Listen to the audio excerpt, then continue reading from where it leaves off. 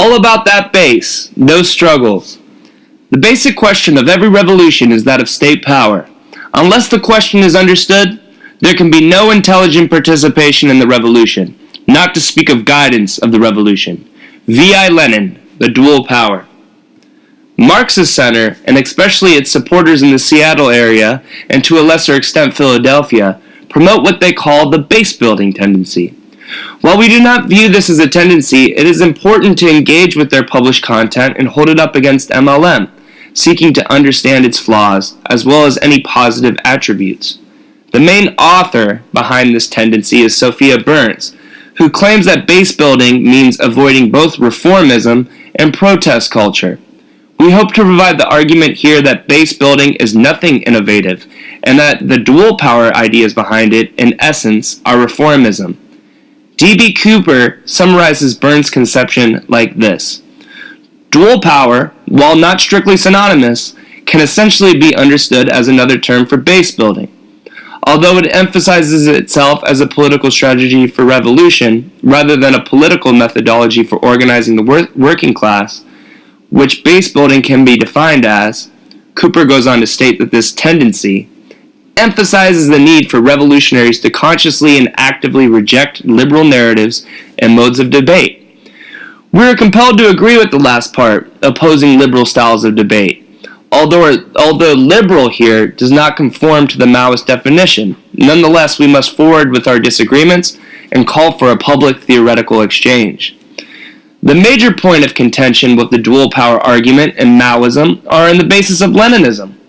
While Maoists fight for increased centralism via its correlation with democracy, the base-building tendency argues for decreased centralism, in essence falling into the age-old arguments that condemn all the major protest movements to spontaneity.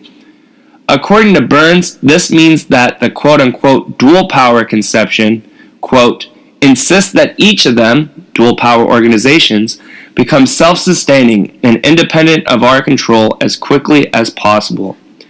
This reveals both a negation of Leninism and a diffused power conception. Power, being the central question of Maoism, can only be understood in real class terms. Not only is a decentralized dual power a false formula, but it also lacks coherency about how this is established. For Maoists, power is conquered through revolutionary war and class struggle. The avoidance of the military question is a unifying characteristic in the Marxist Center.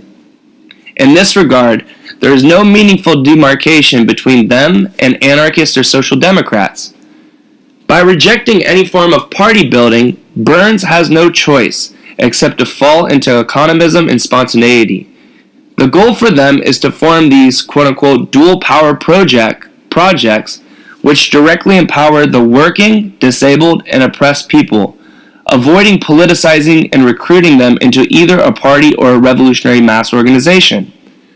Marx, Lenin, and Mao all were clear on the fact that trade union consciousness is the climax of these types of mutual aid organizations without the influence and leadership of the very formations that Marxist Center is in strict opposition to.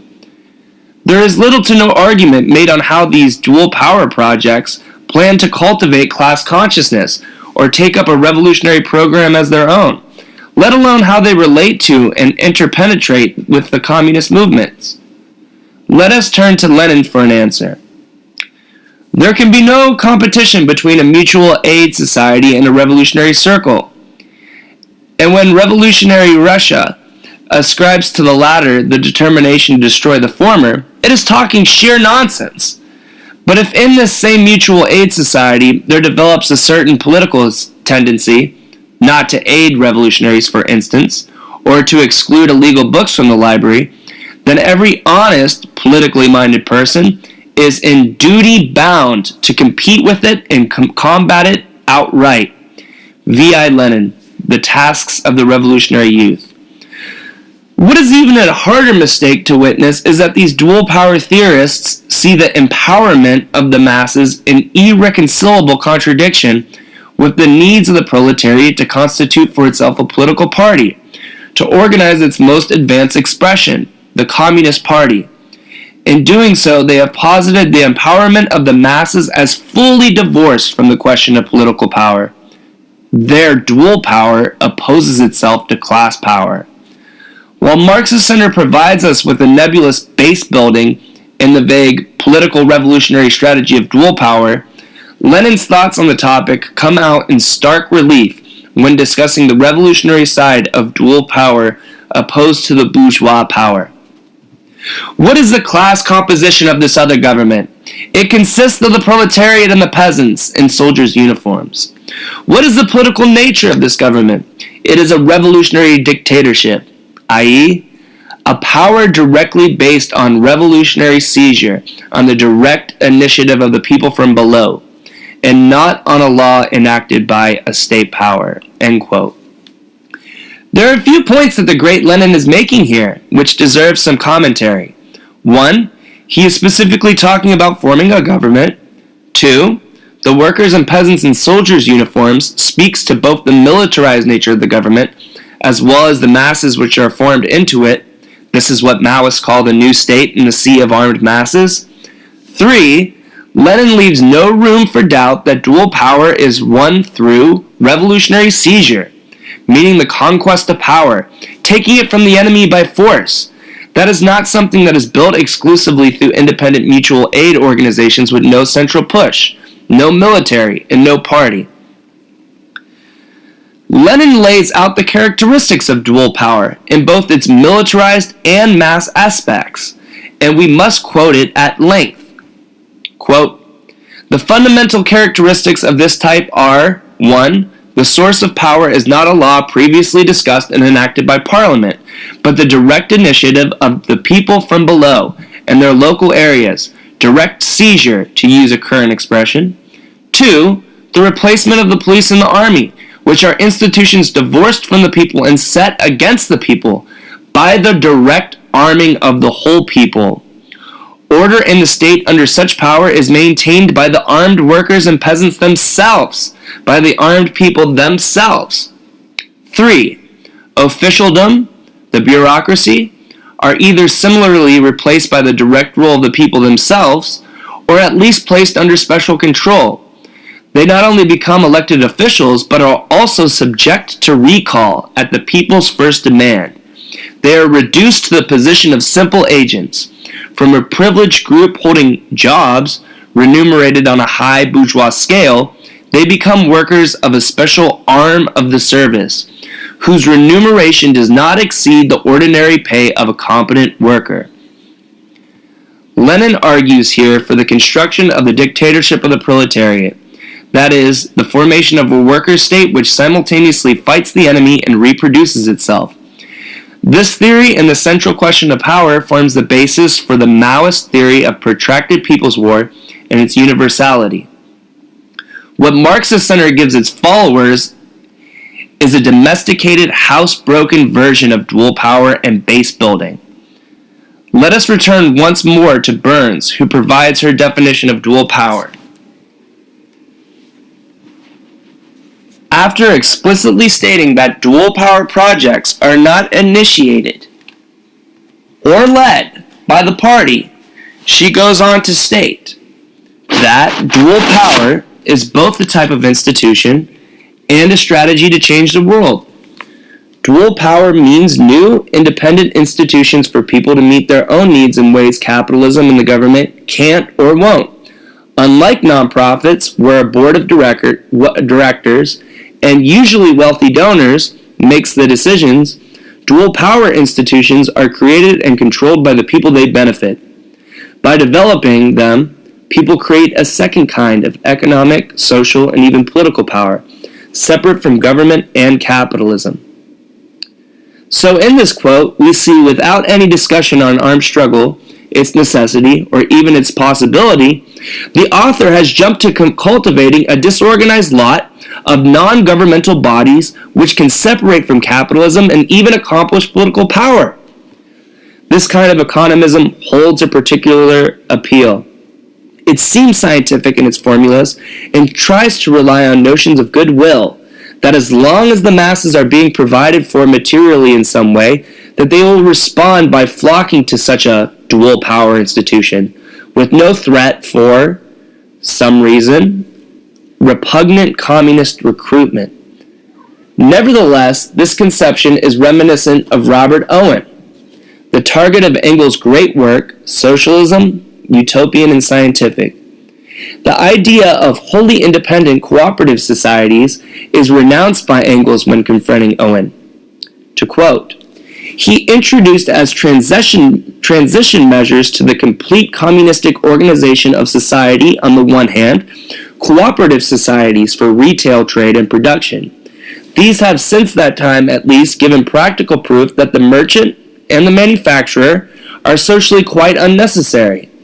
On the other hand, he introduced labor bazaars for the exchange of the products of labor through the medium of labor notes, whose unit was a single hour of work. Institutions necessarily doomed to failure, but completely anticipating Proudhon's Bank of Exchange of a much later period, and differing entirely from this in that it did not claim to be the panacea for all social ills, but only a first step towards a much more radical revolution of society. Engels, Socialism, Utopian and Scientific. As noted above, while these cooperative societies can prove that the merchant and manufacturer are unnecessary, they do not bring us any closer to political power, the dictatorship of the proletariat, and the abolition of the capitalist mode of production. Burns discusses different types of dual power institutions, demarcating them into two main categories. The first being alternative institutions, which are worker-owned businesses, neighborhood vegetable gardens, house-sharing projects, and community-owned free clinics. The second being counter-institutions, which are labor unions, campaigns against the new Walmart store, tenant unions, and Planned Parenthood defense groups. While Burns attempts to demarcate the dual power projects from NGOs, she does not hesitate to formulate them around the defense of an NGO, a bourgeois organization like Planned Parenthood, uncritically, of course, while giving no mention to the need for any mass revolutionary organizations, dual power institutions, or mutual aid societies coming to the defense of the revolution as Lenin insisted above. Both types of dual power institutions lack any and all mention of conquering terrain to organize independently of the bourgeoisie in any coherent way, and both promote merely cultivating something on what is very much contested turf, through sheer will and moral high ground, again lapsing into a utopian socialist concept already resolutely crushed by the emergence of Marxism. Further, no analysis is given to the class question of labor unions. They are seen without contradiction as a fighting organization, divorced from all the historical evidence to the contrary, which proves them to have a capitulationist aspect, which in an imperialist country is its dominant aspect. All of Burns' theory is contingent on bribing workers out of politics, NGOism to a fault.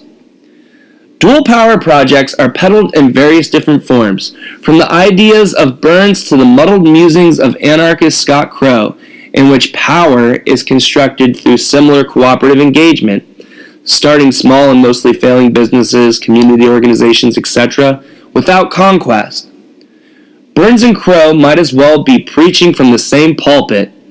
He states his conception of power thusly, quote, "We can take care of our own security. We take care of our own food. We can exchange food with other people. We take care of our own health care. When I say build a clinic, or when I say build food security, I'm not talking about one clinic for 100,000 people. I'm talking block by block, neighborhood by neighborhood," end quote. Of course, he fails to elaborate how this plays out in the context of urban gentrification, mass incarceration, and predatory real estate investment. He fails to mention how the masses and their organic institutions can compete for retail space, how they can defeat an aggressive police force and hold on to anything meaningful without force, conquest, and a grasp of revolutionary violence. For both Burns and Crow, the solution seems to be the formation of NGOs, who hoist a red or a black flag, respectively. Burns and Crow alike suffer the same delusion that power is just free for the taking. You just have to pull up your bootstraps and stop being lazy. They act as if lack of power, meaning disempowerment and oppression, are not violently imposed. Understanding this imposition means we know that any question of power and of attaining power is a question of using revolutionary violence. For Maoists, the question with real power centralized in the hands of the new state, not diffused power floating ephemerally above material conditions. We understand power as a result of conquest, built in class struggle leading up to armed struggle, with the development of militias and a Red Army, which can defend these gains. For us, dual power is not stagnant coexistence, but part of an active war strategy. The new state exists in the form of people's committees which use a 3-in-1 combined leadership. That is, 1 part communist, 1 part masses, and 1 part military. The general political line of the Communist Party of Peru succinctly lays out the Maoist position on the matter, and I quote, "Thus, taking the party as the axis of everything, build the army around it, and with these instruments, with the masses in the people's war, build the new state around both. That the militarization of the party can only be carried through the concrete actions of the class struggle, concrete military-type actions. This does not mean we will only carry out various types of military actions exclusively, such as guerrilla actions, sabotages, selective annihilation, armed propaganda and agitation, but that we must carry out mainly these forms so as to provide incentive and development to the class struggle, teaching with deeds, with these types of actions as the principal form of struggle in the people's war." End quote. And, beginning quote, "The construction of the new state follows the fluidity of the people's war. It can expand or contract, disappear in one place and appear in another. It is fluid." End quote.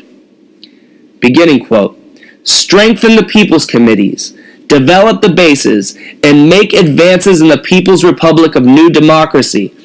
That is the struggle which continues to guide its construction." End quote. Beginning quote, "This is a process in which the old state is being destroyed and the contradiction old state, new state is being expressed. This causes all the political and military plans of reaction to fail and incorporates the masses into struggle." End quote. And last but not least, beginning quote, "The people's committees are materializations of the new state. They are committees of the United Front, led by commissars who assume their state functions by commissioning, elected by the assemblies of representatives and subject to recall. They are, up to now, clandestine. They march forward with commissions, led by the party applying the rule of the 3/3. 1/3 of them are communists, 1/3 are peasants, and 1/3 are progressives, and are sustained by the army. They apply people's dictatorship, enforcement, and security, exercising violence firmly and resolutely so as to defend the new power against its enemies and to protect the rights of the people." All of the above advances from the positions held by Lenin and accords with dialectical materialism. Burns, however, does not grasp the dialectical process which goes on in all sequences of destruction and construction. Subjectively only focusing on the construction aspect, she claims that, quote, "By putting together a new system parallel to the current one, dual power can eventually provide enough of a second power base to totally replace capitalism." End quote. History has concretely proven that the capitalist class and the old state which serve it do not cede ground peacefully and will not tolerate the simple construction of a quote-unquote new parallel system which in any way threatens its existence, if such a construction even could meaningfully threaten capitalism to begin with. In fact, the very reason for the state's existence is to suppress classes which could threaten the existence of the ruling class. Burns negates the existence of the state by assuming such pleasant construction could do away with capitalism. While Burns makes a valid argument at pointing out the shortcomings, as well as positive aspects of traditional activism, she does not view the matter as a dialectical materialist in all of its contradictions, and hence comes to an incorrect conclusion. Her main thrust is against organized leadership, positing all leading bodies of the masses as a hostile clique. The suggested guidelines fall equally short and cannot look past material needs and meeting them with economism. Providing for basic needs and holding concomitant public meetings which encourage quote-unquote participatory democracy are not meaningful representations of actual power and hence cannot challenge the power of the state. Activism, instead of being viewed in the traditional sense, must be taken over by Maoists, and all forms of activism, including pickets, protests, rallies, and marches, must be viewed mainly as a school of war, a place to hone fighting skills and embolden the masses. None of this is meaningful unless the masses themselves are drawn up into stable organizing bodies, which Burns no doubt would denounce as front groups. These revolutionary mass organizations and party-generated organisms, however, are decisive in consolidating the most advanced masses and training them to become communists, Red Army soldiers, militia members, or local new state administrators. Through these bodies, and with the party as the central axis, real power is accomplished. This conception gives respect and full play to both the destructive and constructive aspects, and thus the masses are able to fully express their infinite creative potential and embrace their right to rebel against reaction. Other adherents to the base-building tendency include Tim Horace of the group Philly Socialists, whose approach is more thought out and a better attempt at dialectical materialism than the conception of Burns. He views base-building and mass upsurge as complementary, along with self-defense. Like Burns, however, Horace comes to incorrect conclusions that oftentimes lacked self-critical introspection. He states that, quote, large mobilizations, when successful, have a dynamic which activates the periphery of the social movement while exhausting and even burning out the activist core, the latter of whom have been working hard to prepare the event and need to decompress after a big outing, at precisely the moment that new people need to be onboarded. A few points need to be made here. First is that the constant concern regarding activist burnout is a uniquely first world condition. This is due to both the influence of postmodernism and revisionism on methods of organizing, as well as the backburner treatment of ideology. It is almost laughable to think of advanced struggles led by third world communists being threatened by burnout. If this was at all a factor, massive historical events like the Long March, the Great Leap Forward, the battles of Leningrad would be impossible. The same attitude which produces the dual power tendency is at play in burning people out and failing to ideologically steel them for the heavy tasks ahead, while demanding a certain amount of labor. This is typical of all strands of economism. Massive protests, on the other hand, should accomplish a significant morale boost, proof that hard work and revolutionary organizing pay off. These should not be seen as the source of exhaustion. Here we have two distinct viewpoints and two distinct class stands.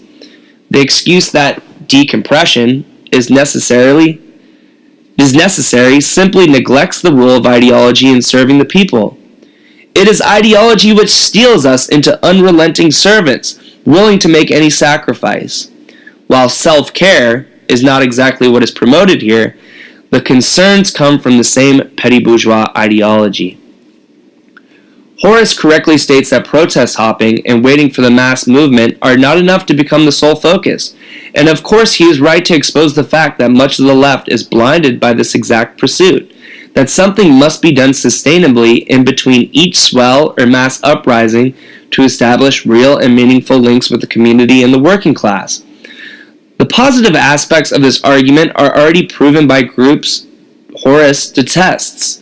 The Red Guards organizations across the U.S., most notably in Austin, have in several short years been able to create a Red movement and a diverse array of mass organizations that do not engage in protest hopping, but remain capable of taking the streets and outflanking the cops, or bashing back against fascists and assorted reactionaries.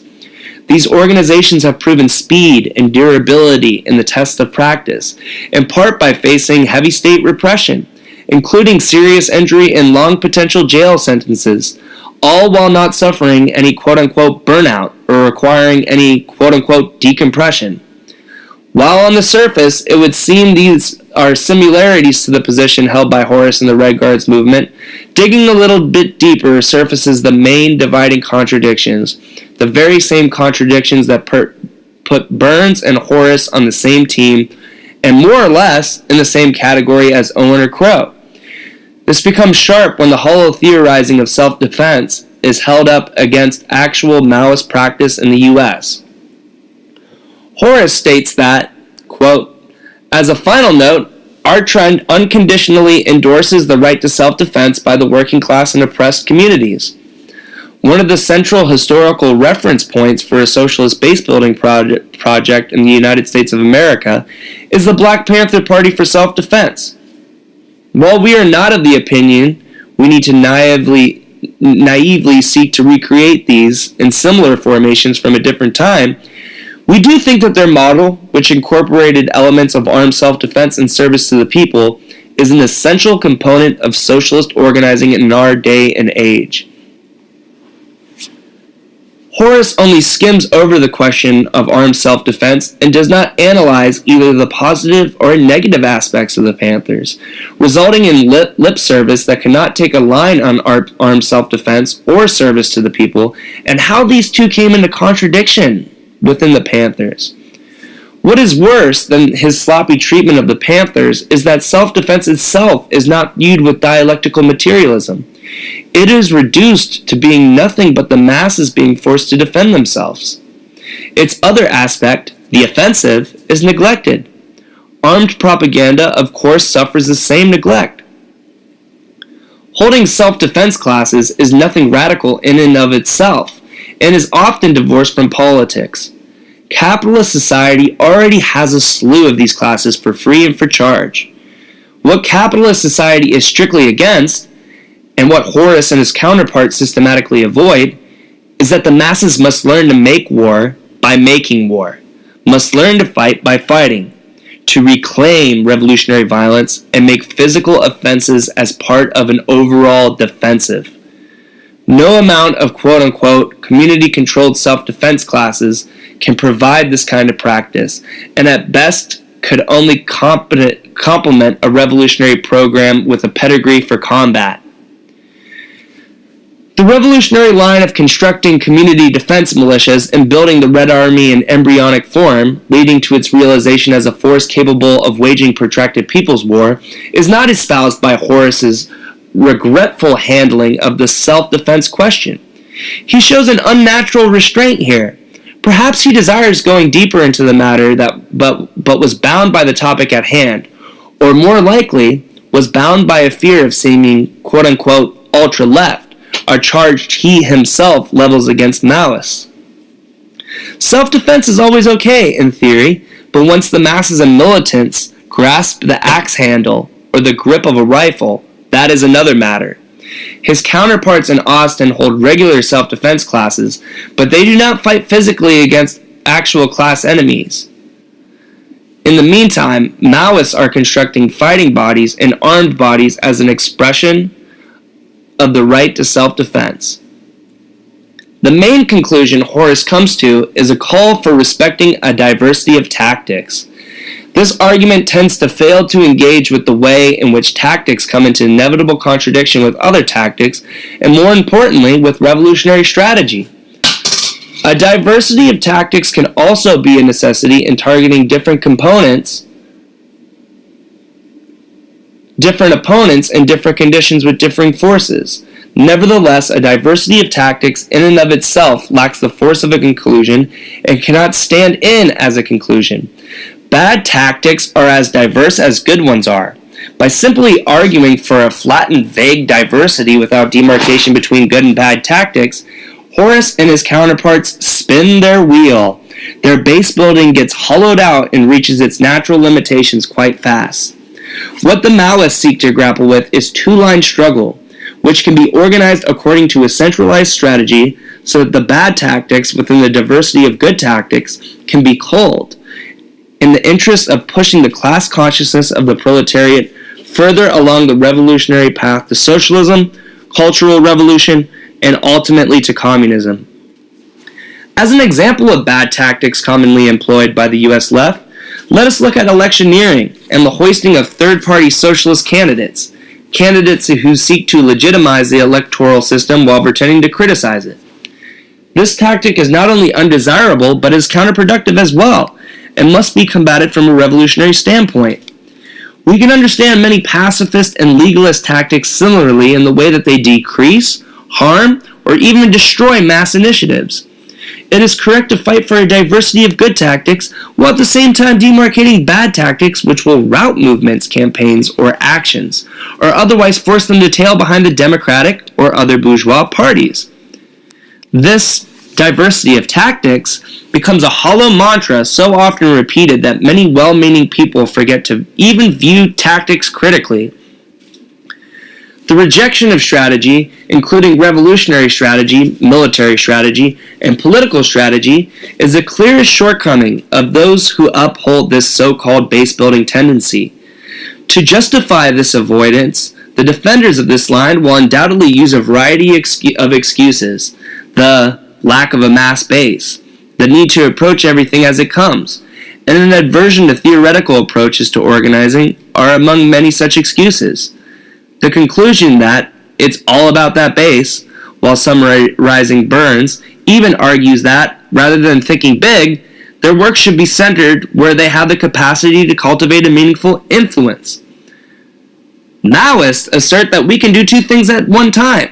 We can both think big, that is, act strategically with long-term goals in mind, while at the same time develop sober assessments of our subjective capabilities and how to bring these up to match and contend with the concrete conditions objectively.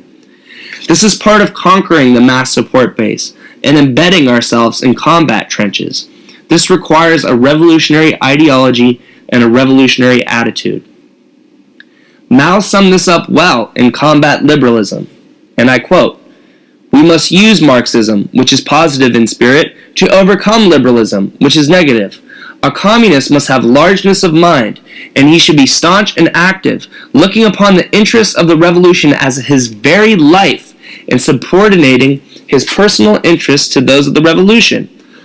Always and everywhere, he should adhere to principle and wage a tireless struggle against all incorrect ideas and actions, so as to consolidate the collective life of the party and strengthen the ties between the party and the masses. He should be more concerned about the party and the masses than about any private person, and more concerned about others than about himself. Only thus can he be considered a communist." What rings true in the above statement is that ideology and big ideas, as Burns derides them, are far from being a negative influence on our work, but are foundational to it. The conclusion of the D.B. Cooper text asserts the very valid point that small groups, especially ones that are just being established, need to settle on a specific side of struggle, be it a warehouse or shop floor or specific community somewhere. The argument to go among the masses and carry out work is correct, but it is incomplete, and when taken at face value, divorced from the need to conquer a base area to have meaningful power established, thus falling short of its progressive intentions. In all of the talk about a specific contingency or area, no mention is made of how to materially carry out class combat. This is the main demarcation between the base builders and the Maoists who establish a mass base through concrete struggle in a trench of combat. This is no mere vernacular difference, nor is it a matter of word choice. Any reformist can settle on a specific contingency or area. In fact, most NGOs already do this and divide the struggles of the masses among themselves fairly equitably, seeking to avoid conflict between them. On the other hand, it takes a disciplined communist organization to initiate a trench of combat. Maoists, by approaching everything through contradiction, grasp well that the masses, popular neighborhoods, the workplace, etc., are always going to be contested terrain. spaces where backwards and progressive ideas come into sharp contradiction, where revolutionary, reformist, and revisionist politics will also come to blows. In any given sequence of struggle, in any trench of combat, the bourgeois and the proletariat will battle it out in an attempt to win the masses behind whatever initiative, campaign, or struggle is underway. It is the party itself which links these disparate struggles and unifies them into one singular revolutionary struggle.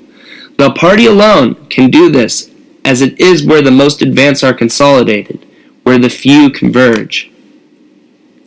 Without talking about the party, and by leaving this question unanswered by Cooper and Horace and directly opposed by Burns, these dual-power projects, tenants' unions, remain dispersed as the Marxist center is, and as dispersed as their conception of power is.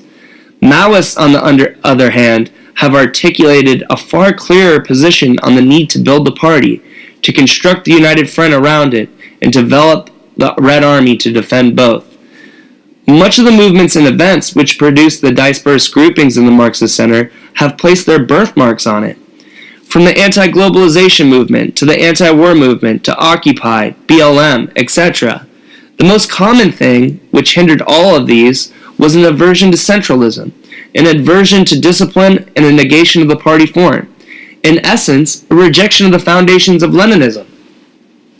Anti-Leninism in the United States has taken on a gigantic common sense appearance, namely liberalism and postmodernism, as well as various forms of horizontalism, have become the default sensibility informing the left in its directionless spiraling. At least these organizers attempt to break the old worn-out activist model, albeit in an incorrect and incomplete way, which shifts its appearance and approach but ends by making the same mistakes.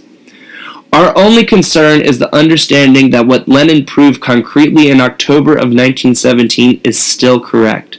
That not only was it correct for him in that time, but its universal content was synthesized and replicated the world over, bringing the whole of the proletariat closer to the revolution and more than half of it to power once the Chinese Revolution was accomplished. A return to the principles of Leninism is in accordance with proletarian common sense, but runs counter to the petty bourgeois and bourgeois notions of common sense. It should not be a controversial position at all that we must carry out better education on what democratic centralism means, and at the same time learn through practice how to implement it in a way which cultivates our movement and makes it stronger and healthier. It would appear to most observers that it is the left itself which struggles the most with stubborn anti-communism, that the working class itself is not moved by the old fears of centralized parties and military plannings. The masses are not suffering from anti-communism in the working class neighborhood. It is the left which still has the most toxin in its system, which so fears the term, and more importantly fears its essence, expressed in the personages of Marx, Engels, Lenin, Stalin, Mao, and Gonzalo. For the people genuinely wishing to build a base among the working class, they're halfway between something good and something terrible. To make any meaningful steps forward, they should embrace mainly Marx, Lenin, and Mao. With this embrace, they can truly break from old ideas and dare to think and act in new ways.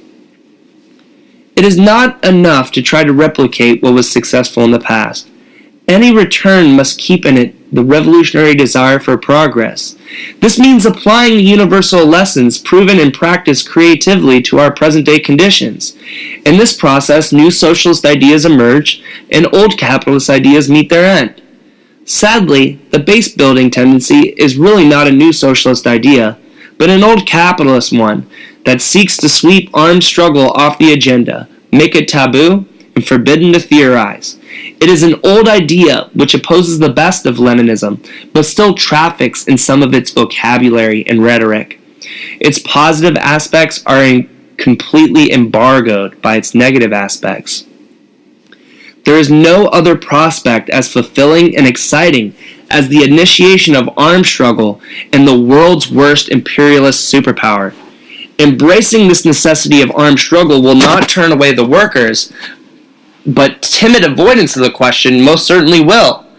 It is not denied that we must not only base build, but base build as a result of conquest, by ripping power out of the clutches of the death system and bringing it to life in revolutionary base areas. Maoism is the culmination of the overall class struggle towards communism. Fellow travelers who insist that they must empirically come to understand every process and their subjectivism will only take the roundabout path to coming to correct ideas. Along this journey, they either become revolutionaries or committed to counter-revolution, because these are the only two options in the final analysis.